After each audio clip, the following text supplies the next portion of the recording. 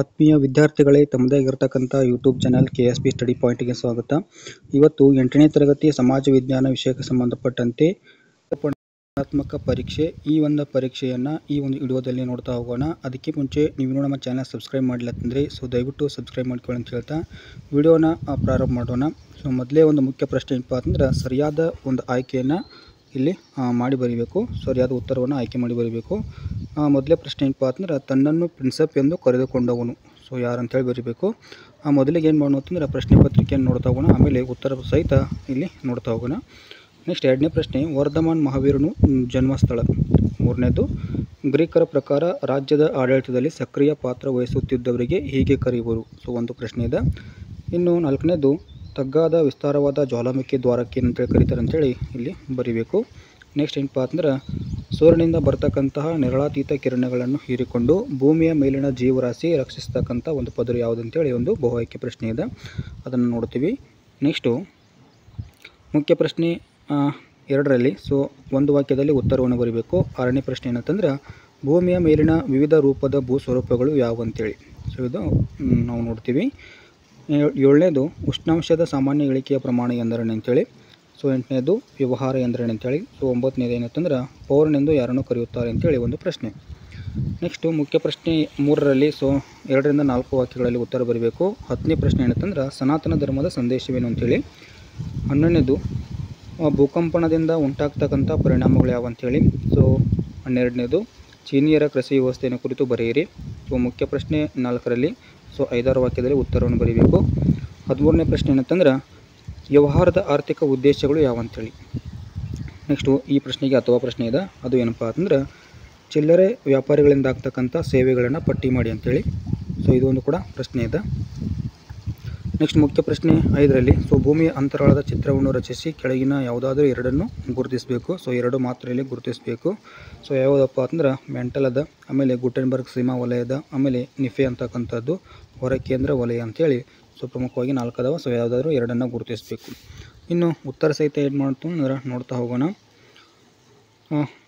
ಬಹು ಆಯ್ಕೆ ಒಂದು ಪ್ರಶ್ನೆಯಲ್ಲಿ ಮೊದಲೇ ಪ್ರಶ್ನೆ ಯಾವಪ್ಪ ಅಂತಂದ್ರೆ, ತನ್ನನ್ನು ಪ್ರಿನ್ಸಪ್ ಎಂದು ಕರೆದುಕೊಂಡವನು ಯಾರಂತೇಳಿ ಪ್ರಶ್ನೆ ಇತ್ತು. ಯಾರಂತಂದ್ರೆ ಆಗಸ್ಟಸ್ ಅಂತಕ್ಕಂಥವ್ನು ಏನು ಮಾಡ್ತಾನೆ ಅಂತಂದರೆ, ಈ ರೀತಿಯಾಗಿ ತನ್ನನ್ನು ತಾನು ಪ್ರಿನ್ಸಪ್ ಅಂತೇಳಿ ಕರ್ಕೊಳ್ತಾನೆ. ನೆಕ್ಸ್ಟ್ ವರ್ಧಮಾನ್ ಮಹಾವೀರನು ಜನ್ಮಸ್ಥಳ ಅಂಥೇಳಿ ಒಂದು ಪ್ರಶ್ನೆ. ಜನ್ಮಸ್ಥಳ ಯಾವಪ್ಪ ಅಂತಂದ್ರೆ ಕುಂಡಲ ಗ್ರಾಮ ಅಂಥೇಳಿ.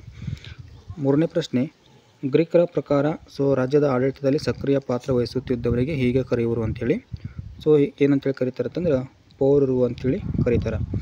ಇನ್ನು 4ನೇದು, ತಗ್ಗಾದ ವಿಸ್ತಾರವಾದ ಜ್ವಾಲಾಮುಖಿ ದ್ವಾರ. ಯಾವುದಂತಂದ್ರೆ ಕಾಲ್ಡೇರಾ ಅಂತಕ್ಕಂಥದ್ದಲ್ಲಿ ಸರಿಯಾದ ಉತ್ತರ ಆಗ್ತದೆ.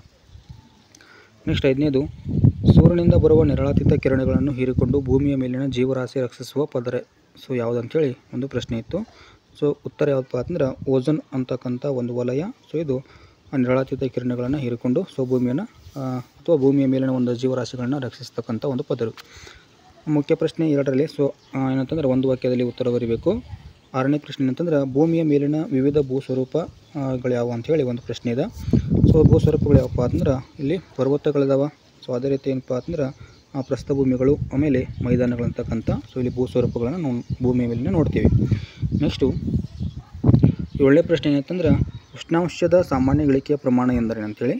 ಸಾಮಾನ್ಯ ಇಳಿಕೆಯ ಪ್ರಮಾಣ ಅಂತಂದ್ರೆ, ಸಮುದ್ರ ಮಟ್ಟದಿಂದ ಎತ್ತರಕ್ಕೆ ಹೋದಂತೆ ಅನಿಲಗಳ ಪ್ರಮಾಣ ಕಡಿಮೆ ಆಗೋದ್ರಿಂದ ಸಾಂದ್ರತೆ ಅಂತಕ್ಕಂಥದ್ದು ಕಡಿಮೆಯಾಗಿ ಉಷ್ಣಾಂಶವು ಕೂಡ ಏನಾಗ್ತಿಪ್ಪ ಅಂದರೆ ಕಡಿಮೆ ಆಗ್ತದೆ. ಇದನ್ನು ಏನಂತೇಳಿ ಕರಿತೀವಿ ಅಂತಂದ್ರೆ, ಉಷ್ಣಾಂಶದ ಸಾಮಾನ್ಯ ಇಳಿಕೆ ಪ್ರಮಾಣ ಅಂತೇಳಿ ಕರಿತೀವಿ.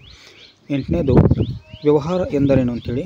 ವಸ್ತುಗಳ ಉತ್ಪಾದನೆ ಮತ್ತು ಸೇವೆಗಳನ್ನು ಗ್ರಾಹಕರಿಗೆ ಪೂರೈಸುವ ಆರ್ಥಿಕ ಚಟುವಟಿಕೆಗಳಿಗೆ ಏನಂತೇಳಿ ಕರಿತೀವಿ ಅಂತಂದ್ರೆ ವ್ಯವಹಾರ ಅಂತೇಳಿ ಕರಿತೀವಿ.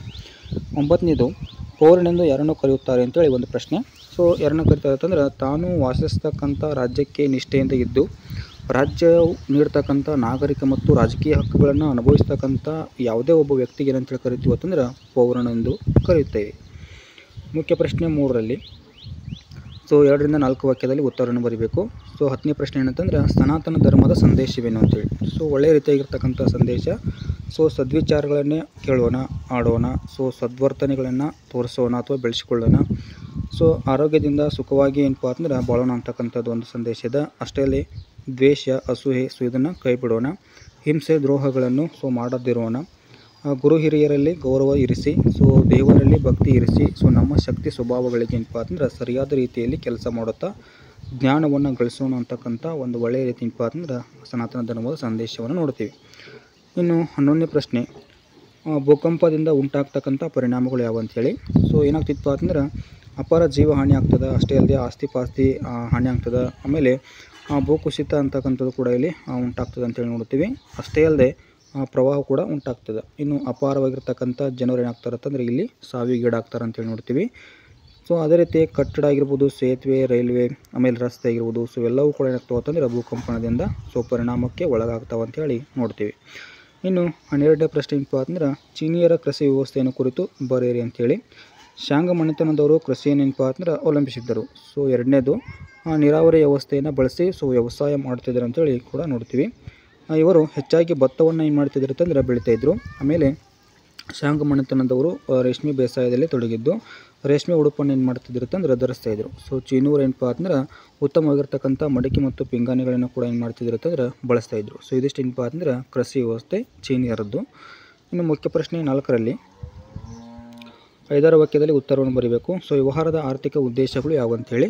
ಸೊ ಆರ್ಥಿಕ ಉದ್ದೇಶಗಳು ಯಾವಪ್ಪ ಅಂತಂದ್ರೆ ನ್ಯಾಯಯುತವಾಗಿರ್ತಕ್ಕಂಥ ಲಾಭವನ್ನು ಗಳಿಸುವುದು, ಸಮರ್ಪಕವಾಗಿ ವ್ಯವಹಾರ ನಡೆಸುವುದು, ವ್ಯವಹಾರಸ್ಥರು ಸುಖಮಯವಾಗಿರ್ತಕ್ಕಂಥ ಜೀವನ ನಡೆಸುವುದು, ಆಮೇಲೆ ಸರಕು ಮತ್ತು ಸೇವೆಗಳನ್ನು ಗ್ರಾಹಕರಿಗೆ ಸೊ ಒದಗಿಸುವುದು, ವಸ್ತುಗಳನ್ನು ಉತ್ಪಾದಿಸುವುದು, ಸೊ ಹೊಸ ವಸ್ತುಗಳನ್ನು ಗ್ರಾಹಕರಿಗೆ ಏನು ಮಾಡೋದು ಅಂತಂದರೆ ಪರಿಚಯಿಸುವುದು. ನೆಕ್ಸ್ಟು ಹೊಸ ಉತ್ಪಾದನೆಗಳ ಬಗ್ಗೆ ಏನಪ್ಪ ಅಂತಂದ್ರೆ ಗ್ರಾಹಕರಿಗೆ ಜಾಹೀರಾತಿನ ಮೂಲಕ ತಿಳಿಯಪಡಿಸುವುದು ಅಂತೇಳಿ ನೋಡ್ತೀವಿ. ಇನ್ನು ಈ ಪ್ರಶ್ನೆಗೆ ಅಥವಾ ಪ್ರಶ್ನೆ ಇತ್ತು ಏನಂತಂದ್ರೆ ಚಿಲ್ಲರೆ ವ್ಯಾಪಾರಿಗಳಿಂದ ಆಗುವ ಸೇವೆಗಳನ್ನು ಪಟ್ಟಿ ಮಾಡಿ ಅಂಥೇಳಿ.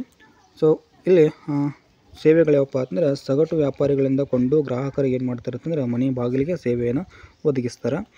ಇನ್ನು ವ್ಯಾಪಾರದ ನಷ್ಟಗಳನ್ನು ಏನು ಮಾಡ್ತಾರೆ ಅಂತಂದ್ರೆ ತಾವೇ ಇಲ್ಲಿ ಭರಿಸ್ತಾರೆ ಅಂತೇಳಿ ನೋಡ್ತೀವಿ. ಅಷ್ಟೇ ಅಲ್ಲದೆ ಗ್ರಾಹಕರ ಇಷ್ಟದ ವಸ್ತುಗಳನ್ನು ಒದಗಿಸುತ್ತಾರೆ.